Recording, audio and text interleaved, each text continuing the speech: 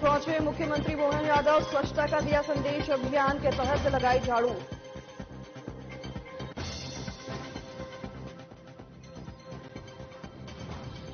खंडवा पहुंची विकसित भारत संकल्प यात्रा, शिविर में सरकारी योजनाओं की दी जानकारी, योजनाओं से ग्रामीणों को कराया अवगत।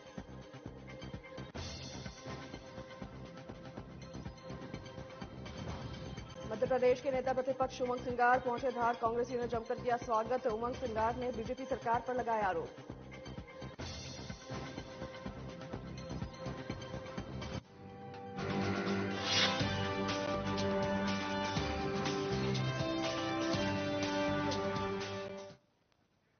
नमस्कार, स्वागत है आपका। मैं हूं आपके साथ अनाया शर्मा। शुरुआत करेंगे खबरों की विस्तार में। मध्य प्रदेश के मुख्यमंत्री मोहन यादव उज्जैन पहुंचे, जहां उनके तय किए गए कार्यक्रम के अंतर्गत उन्होंने नगर निगम द्वारा चलाए जा रहे स्वच्छता अभियान के तहत हाथों में झाड़ू लेकर अटल उद्यान में झाड़ू लगाई। इस दौरान उन्होंने अटल उद्यान में पौधारोपण कर पर्यावरण संरक्षण का संदेश दिया। कार्यक्रम में सीएम ने कहा कि आने वाले समय में उज्जैन में मेले का आयोजन होने वाला है।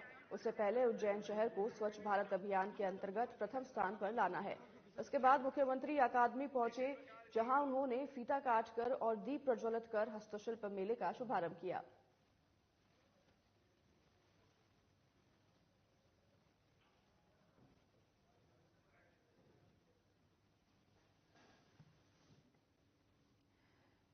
मेले का शुभारंभ किया गया है। मुख्यमंत्री पहुंचे हैं उज्जैन, जहां पर उन्होंने मेले का शुभारंभ किया है। स्वच्छता अभियान के तहत झाड़ू भी लगाई है और इसी के साथ उन्होंने इस कार्यक्रम का शुभारंभ किया है।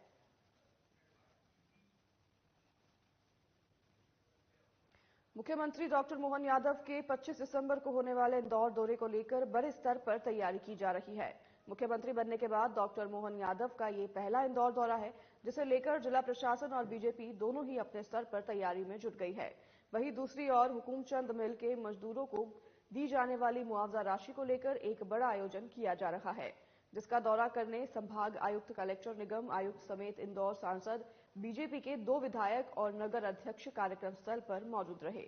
वहीं पुष्पमित्र भार्गव ने बताया कि पहली बार इंदौर पहुंचने पर मुख्यमंत्री डॉक्टर मोहन यादव का भव्य स्वागत किया जाएगा। वहीं मुख्यमंत्री के द्वारा हुकुमचंद मिल मजदूरों को मुआवजा राशि का वितरण भी किया जाएगा।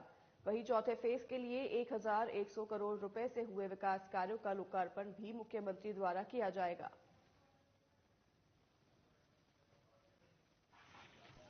तारीख को अटल जी की जयंती रहती है और उसको हम सुशासन दिवस के रूप में मनाते हैं। प्रधानमंत्री जी ने जब से मतलब प्रधानमंत्री बने तो जनता के हितों का उन्होंने हमेशा ध्यान रखा है।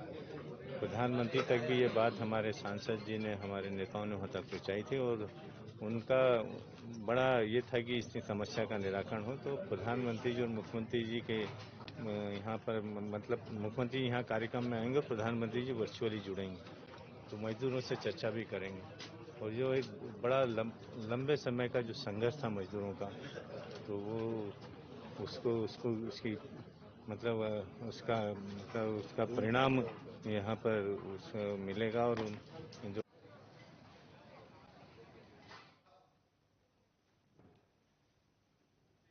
मुख्यमंत्री मोहन यादव ने उज्जैन में अधिकारियों की बैठक लेकर विकास कार्यों की समीक्षा की। इस दौरान मीडिया के साथ बातचीत मुख्यमंत्री ने की और उन्होंने कहा कि प्रदेश का समुचित विकास हो, यही सरकार की प्राथमिकता है। शहर आए मुख्यमंत्री मोहन यादव ने विभिन्न कार्यक्रमों में शामिल होने के बाद विक्रमादित्य संकुल में संभाग में अधिकारियों की बैठक लेकर उनसे बातचीत की। वहीं विकास कार्यों को जानकारी लेकर समीक्षा की और जरूरी निर्देश भी दिए गए। बैठक में शामिल होने के बाद मुख्यमंत्री यादव ने मीडिया के साथ बातचीत में कहा कि उज्जैन के साथ ही पूरे प्रदेश का समुचित विकास हो, इसके लिए अधिकारियों को प्लान बनाने के निर्देश दिए गए हैं। इसी के साथ मुख्यमंत्री ने यह भी कहा कि महाकाल लोक बन जाने के बाद यहां आने वालों भक्तों की संख्या में बढ़ोतरी हुई है। इसको देखते हुए यात्रियों को सभी सुविधाएं मिल सके, ऐसे प्रयास किए जा रहे हैं। वहीं सिंहस्थ के लिए भी अलग से कार्य योजना बनाई जा रही है। देखिए, यशस्वी प्रधानमंत्री माननीय नरेंद्र मोदी जी ने विकास के मामलों को लेकर के सर्वोच्च प्राथमिकता दी है। मध्य प्रदेश सरकार विकास के मामलों की सर्वोच्च प्राथमिकता है, ध्यान दे रही है। मेरा प्रयास है कि उज्जैन संभाग सहित सभी संभागों में, प्रदेश भर में विकास के सभी काम चलें और खासकर उज्जैन में तो 2028 में सिंहस्थ आ रहा है, कुंभ मेला आ रहा है। ऐसे में हमारे विकास के कामों को लेकर के तुरंत उस पर भी प्लान बनाने के लिए कहा है। और जो हमारे चलने वाले काम है, जो पूर्ववर्ती सरकार माननीय शिवराज सिंह जी चौहान के नेतृत्व में मंजूर थे, वो सारे कामों की गति बने। उज्जैन के विकास को लेकर के हम सबकी इच्छा है, क्योंकि उज्जैन के बाबा महाकाल के महालोक के लोकार्पण के बाद उज्जैन एक तरह से माननीय मोदी जी के शुभारंभ करने के बाद ही। खबर खंडवा से है, जहां विकसित भारत संकल्प यात्रा ग्रामीण एवं शहरी क्षेत्रों में निकाली जा रही है। इसी क्रम में शुक्रवार को जनपद पंचायत खालवा की ग्राम पंचायत खालवा पुलिस आबादी में संकल्प रथ के माध्यम से मौजूद ग्रामीण जनों को प्रधानमंत्री नरेंद्र मोदी के संदेश सुनाया गया। इस दौरान आयोजित शिविर में सभी खंड स्तरीय विभाग प्रमुखों द्वारा अपने विभागीय योजना की जानकारी उपस्थित समुदाय को दी गई। जिला पंचायत के मुख्य के कार्यपालन अधिकारी शैलेंद्र सिंह सोलंकी ने बताया कि विकसित भारत संकल्प यात्रा के तहत ग्राम पंचायत सात्रीपुर नवास में आयोजित कार्यक्रम में शासन द्वारा चलाई जा रही योजनाओं से ग्रामीण जनों को अवगत कराया गया है।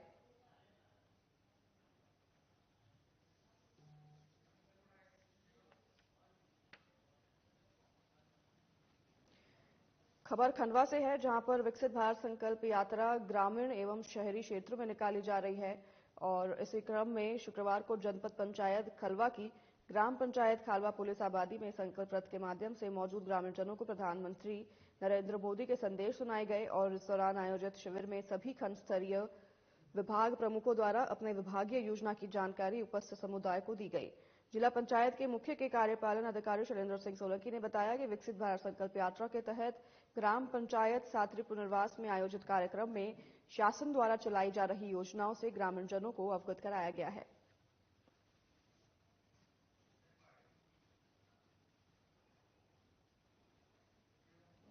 मध्य प्रदेश के प्रतिपक्ष नेता उमंग सिंगार धार पहुंचे, जहां पर कांग्रेसियों ने उनका जमकर स्वागत किया।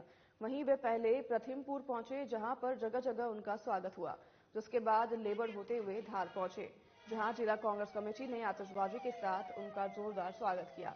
हालांकि सिंगार के वाहनों का काफिला इतना बड़ा था कि बस स्टैंड रोड पर देर तक जाम लगा रहा और पुलिस तमाशाबीन बनी रही। स्वागत करने वाले में जिला कांग्रेस अध्यक्ष कमल किशोर पाटीदार समेत पूर्व विधायक पांचीलाल मेड़ा भी मौजूद रहे। उमंग सिंगार ने यह बताया कि प्रदेश अध्यक्ष जीतू पटवारी और मुझे जो कांग्रेस पार्टी से जवाबदारी मिली है, हम मिलकर कांग्रेस का नया संचार करेंगे। वहीं बीजेपी सरकार पर आरोप लगाते हुए उन्होंने कहा कि महिलाओं को लाडली बहना का पैसा नहीं मिल रहा है।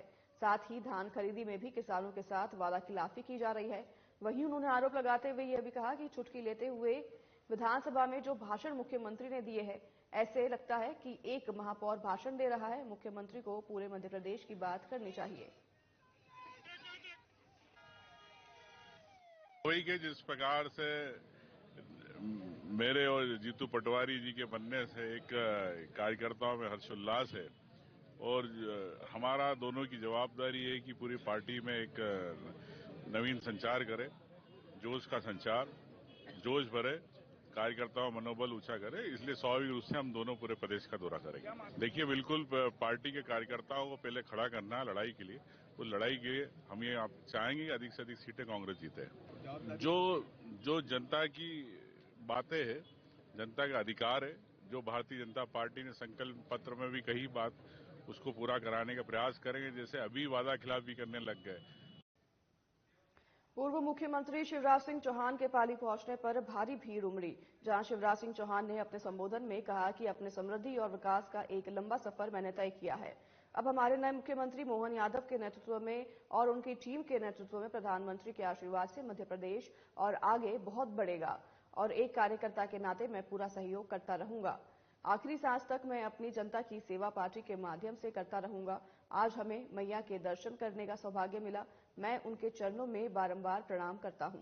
वहीं पूर्व मुख्यमंत्री शिवराज सिंह चौहान ने कहा कि नए मुख्यमंत्री प्रदेश का समुचित विकास करेंगे। जितनी चीज मैंने कही है वह उसे नहीं सरकार पूरा करेगी। इसी क्रम में जन भागीदारी अभियान परिषद ने माल्यार्पण कर शिवराज सिंह चौहान का स्वागत किया। ने समृद्धि और विकास का एक लंबा सफर तय किया है। अब हमारे नए मुख्यमंत्री श्री मोहन यादव जी के नेतृत्व में और उनकी टीम के नेतृत्व में प्रधानमंत्री जी के आशीर्वाद से मध्य प्रदेश और आगे बहुत बढ़ेगा और एक कार्यकर्ता के नाते मैं पूरा सहयोग करता रहूंगा। मैं अपनी बहनों के साथ हूं, मैं अपने भांजे भांजियों के साथ हूं और आखिरी सांस तक मैं अपनी जनता की सेवा पार्टी के माध्यम से करता रहूंगा। आज वीरासनी मैया के दर्शन करने का सौभाग्य मिला, उनके चरणों में बारंबार प्रणाम। इंदौर में राजेंद्र नगर थाना क्षेत्र में इनकम टैक्स ने आईपीएस एकेडमी पर छापेमारी की है। इस दौरान इनकम टैक्स के कई अधिकारी मौजूद रहे और इनकम से जुड़े दस्तावेजों को खंगाला जा रहा है। एकेडमी ने फिलहाल किसी तरह की कोई जानकारी नहीं दी है।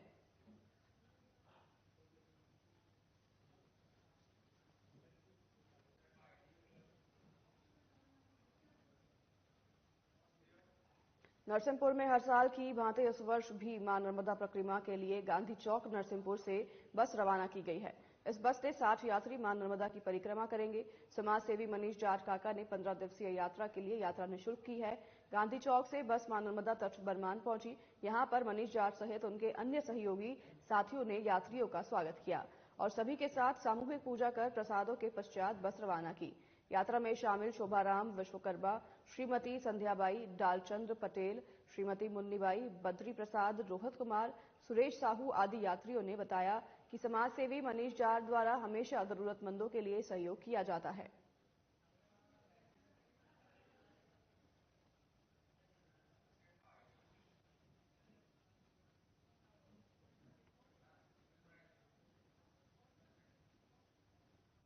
नरसिंहपुर में हर साल की भांति इस वर्ष भी मां नर्मदा परिक्रमा के लिए गांधी चौक नरसिंहपुर से बस रवाना की गई है और इस बस में 60 यात्री मां नर्मदा की परिक्रमा करेंगे। आपको बता दो कि समाज सेवी मनीष जाट काका ने 15 दिवसीय यात्रा के लिए यात्रा निःशुल्क रखी है। एसडीएम मुकेश सिंह ने रैन बसेरे का निरीक्षण कर व्यवस्थाओं का जायजा लिया है और जिले में तापमान में आ रही गिरावट के दृष्टिगत कलेक्टर अरविंद दुबे द्वारा अधिकारियों को रैन बसेरों का निरीक्षण करने के निर्देश दिए गए थे। एसडीएम ने रायसेन नगर में स्थित रैन बसेरा का निरीक्षण करते हुए सर्दी से बचाव के लिए उपलब्ध व्यवस्थाओं का जायजा लिया। उन्होंने रजिस्टर का अवलोकन किया और ठहरे हुए नागरिकों की जानकारी लेते हुए कर्मचारियों को निर्देश दिए कि रात्रि में तापमान में अधिक गिरावट होने से सर्दी बढ़ रही है, इसलिए सर्दी से बचाव के लिए आवश्यक इंतजाम किए जाएं। एसडीएम ने नागरिकों से भी चर्चा कर व्यवस्थाओं के संबंध में जानकारी ली।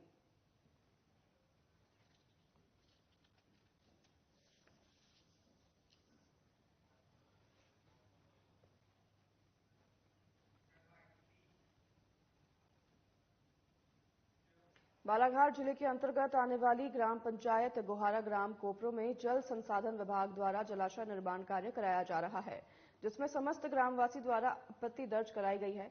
दरअसल सर्वेक्षण के लिए जिस स्थान को चयनित किया गया है वहां गांव के 18 से 40 कृषक प्रभावित हो रहे हैं और बांध में 67 सेक्टर के कृषकों की जमीन डूब रही है, जिसके चलते प्रशासन के तत्काल प्रभाव से जलाशय के निर्माण की संपूर्ण कार्रवाई निरस्त करने के लिए गुहार लगाई गई है।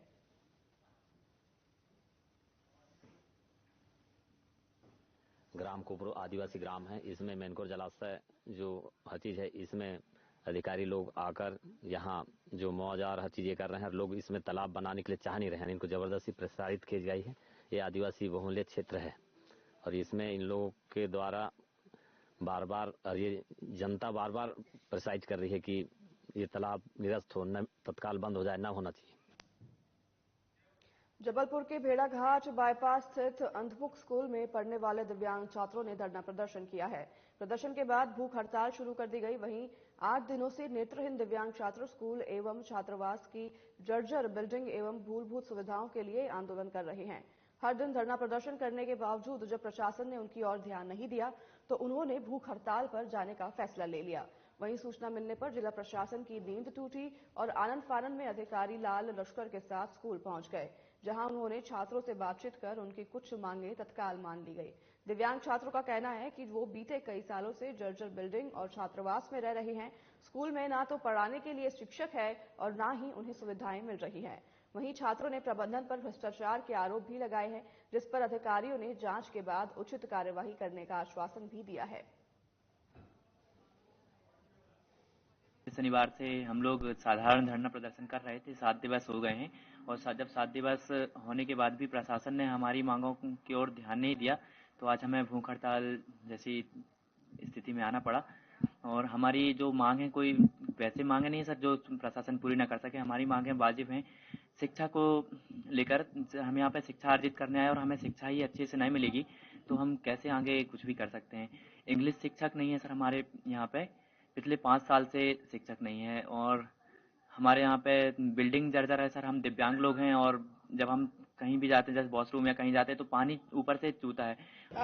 कुछ मांगे थी हमारी जिसको आज जिसमें चर्चा हुई है, मांगों को पूरा समझा गया है।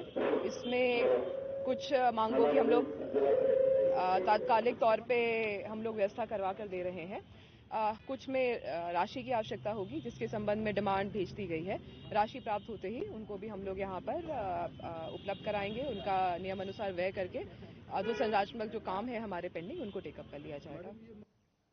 रतलाम जिले के ग्राम डोडर में एक व्यक्ति ने अपने छोटे भाई की पत्नी को जिंदा जलाकर मार दिया। उसने पहले बहू के साथ मारपीट की और बाद में उसे घर से बाहर निकालकर उस पर पेट्रोल डालकर आग लगा दी।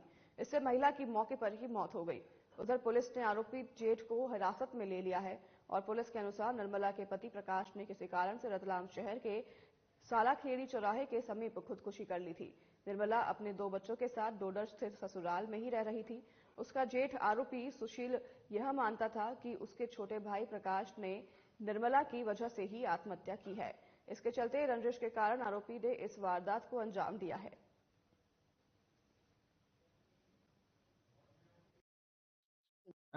ढोडर चौकी क्षेत्र में एक महिला है निर्मलापति स्वर्गीय प्रकाश लाई। इनकी जो है सूचना प्राप्त हुई थी कि जो है महिला को किसी को जला दिया है। जब पुलिस मौके पर पहुंची, महिला जली हुई अवस्था में थी और महिला को जो है पानी डालकर पुलिस के द्वारा ही बुझाया गया। उसके पश्चात उसके जो आरोपी था उसको राउंड अप किया गया। आरोपी जो है उसका जेठ ही था जिसका नाम सुरेश पिता शंभूलाल बलाई, उम्र 40 वर्ष, वो भी साथ में ही रहता था। नरसिंहगढ़ में एक महिला की शिकायत पर पुलिस ने फूलबाग चौराहा निवासी आरोपी नितिन साहू पर छेड़छाड़ का मामला दर्ज किया है। बता दें कि आरोपी पर महिला से छेड़छाड़ का आरोप लगा है। बताया जा रहा है कि महिला शिक्षिका को युवक आते जाते परेशान करता था, जिसकी महिला ने थाने में शिकायत दर्ज करवाई थी। पुलिस ने धारा 354 के तहत आरोपी पर मामला दर्ज कर उसे गिरफ्तार कर लिया है और न्यायालय में पेश किया है। बताया जा रहा है कि आरोपी पर पहले एक और मामला दर्ज हुआ है।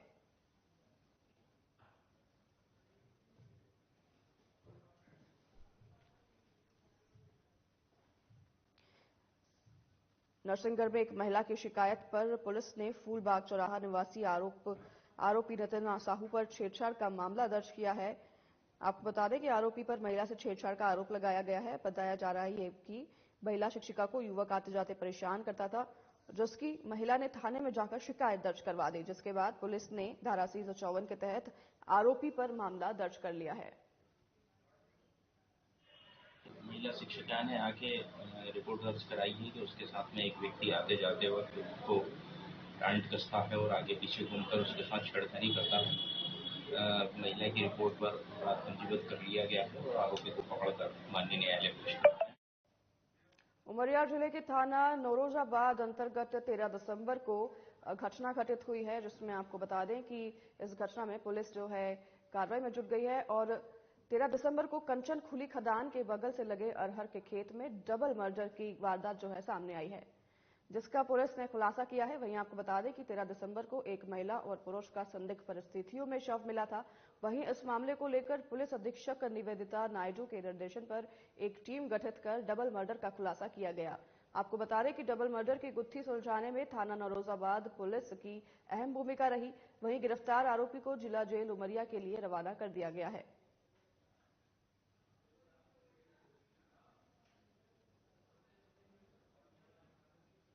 कोल्ड फील्ड्स के पास एक तुअर खेत में एक डिकम्पोज्ड हालत में एक पुरुष और एक महिला की शव हमें बरामद हुआ, जो संदिग्ध हालत में जिसकी मृत्यु होना हमें प्रतीत हुआ।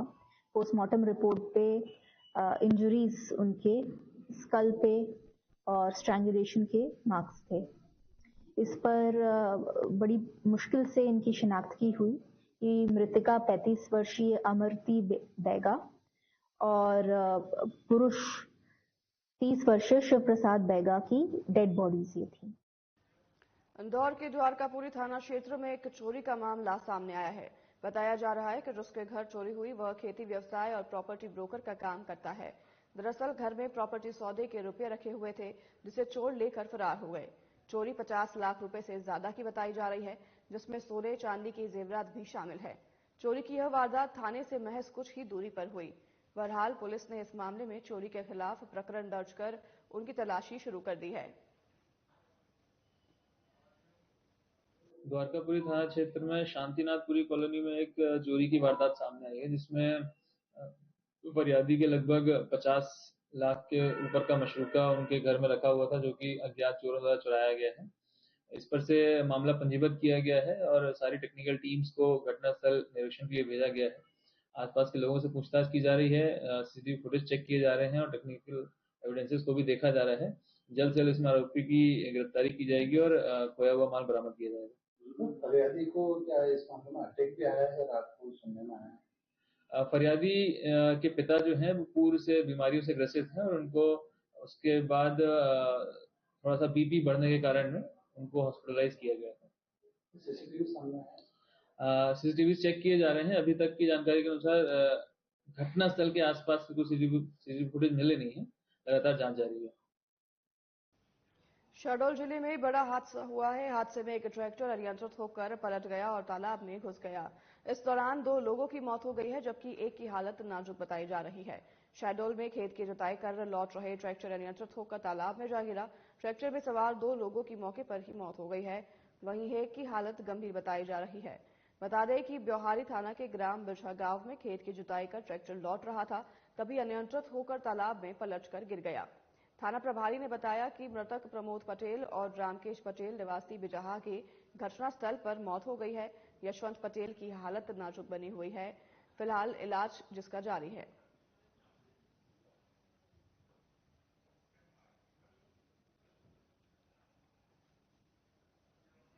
खबर उज्जैन से है, जहां पुलिस की डायल 100 की गाड़ी में अचानक आग लग गई, जिसे आम लोगों की सहायता से बुझाया गया।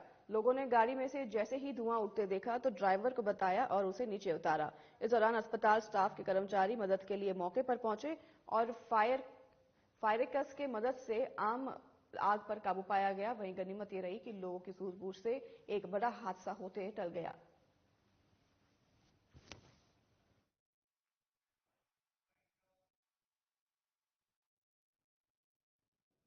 तो इस बुलेटिन को यहीं करेंगे समाप्त। मैं नाया शर्मा आपसे लूंगी विदा। मुझे दीजिए इजाजत। नमस्कार।